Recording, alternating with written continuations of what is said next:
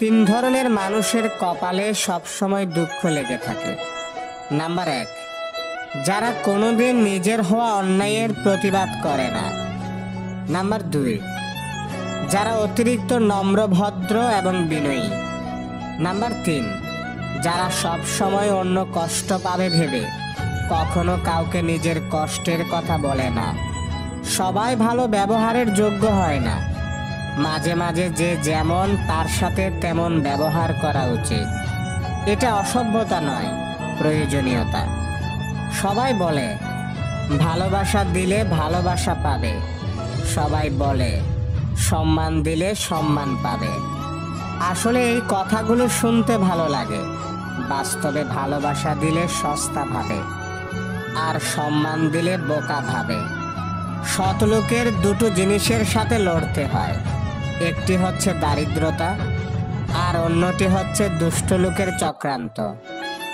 জীবনের সবচেয়ে বড় বন্ধু হলো আয়না।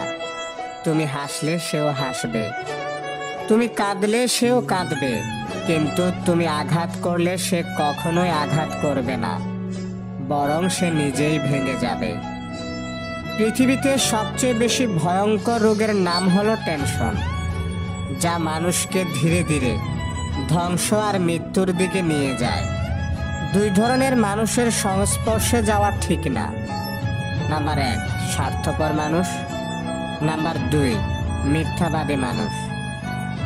সফল মানুষেরা কাজ করে যায়, তারা ভুল করে, ভুল শুধরায়, কিন্তু কখনো হাল ছাড়ে না। খারাপ সময়টা সবাইকে কাঁদায়, কিন্তু অনেক কিছু শিখিয়ে দেয়। পারিব না এই কথাটি বলিও না, কেন পারিবে না তাহা ভাবো একবার। 5 জনে পারে যাহা, তুমিও পারিবে তাহা। পারো কিনা পারো করো যত নাবার, একবার না পারিলে দেখো শতবার। হঠাৎ বড়লোক হওয়া গেলেও হঠাৎ ভদ্রলোক হওয়া যায় না। ভদ্রতা হলো পারিবারিক শিক্ষা। তুমি কোটি টাকার মালিক হতে পারো, কিন্তু অসহায় মানুষের সাথে তোমার ব্যবহারই প্রমাণ করে দেবে তুমি কোন পরিবার থেকে উঠে এসেছো। একটা কথা মনে রেখো, স্ট্যাটাস টাকা দিয়ে আসে না, তা আসে তোমার বেড়ে ওঠা পরিবেশ আর শিক্ষা থেকে। অতিরিক্ত লোভের কারণে পুরুষ হারায় ব্যক্তিত্ব, নারী হারায় সতীত্ব, আর নেতা হারায় নেতৃত্ব। ইতিহাস এটাই বলে। যদি নিজের ব্যথা টের পাও তাহলে তুমি জীবিত, আর যদি অন্যের ব্যথা টের পাও তাহলে তুমি মানুষ। যে তোমাকে যতটা সম্মান দেবে তুমিও তাকে ততটাই সম্মান দিও, তার অধিক বেশি দেওয়ার চেষ্টা করো না। কারণ এই যুগে মানুষগুলো সম্মানের চেয়ে বেশি স্বার্থে চলে। স্বার্থ ফুরিয়ে গেলে সম্মান দেওয়াটাও ভুলে যাবে।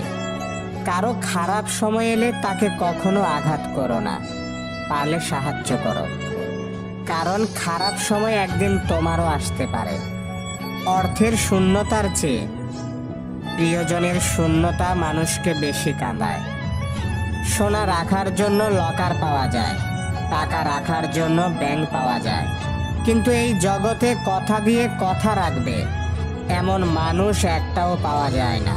নিমন্ত্রণ দিলেও 3 জনের বাড়িতে কখনো যাবেন না। নাম্বার 1, যে খাওয়ানোর পর খোঁটা দেয়। নাম্বার 2, যারা অবৈধ পথে উপার্জন করে। নাম্বার 3, যারা মুখে মুখে প্রশংসার জোয়ারে ভাসে কিন্তু পেছনে আপনার বদনাম করে। কারো উপকার করতে না পারো তাতে সমস্যা নেই, কিন্তু সজ্ঞানে কারো ক্ষতি করো না। মানুষ সত্য পছন্দ করলেও সত্য বলা মানুষকে পছন্দ করে না। আমরা সবাই পাপী। আপন পাপের বাটখারা দিয়ে অন্যের পাপ মাপি। জনপ্রিয়তা থাকলে সমালোচনা হবেই, আর যোগ্যতা থাকলে মানুষ আপনাকে হিংসা করবেই। এগুলো নিয়ে মন খারাপ না করে সৎভাবে এগিয়ে যান। ছোটখাটো দোষ ত্রুটি নেই, এমন লোকের উপর আমার বিন্দুমাত্র আস্থা নেই। যাকে রাখতে চেয়েছি সে থাকেনি, যে থাকতে চেয়েছে তাকে রাখেনি, অবশেষে কোথাও কেউ নেই। ইতিহাস কখনোই বিদায় বলে না, ইতিহাস বলে পরে দেখা হবে। শত শত আঘাতের পরেও মুখে হাসি রেখে পথ চলার নামই জীবন।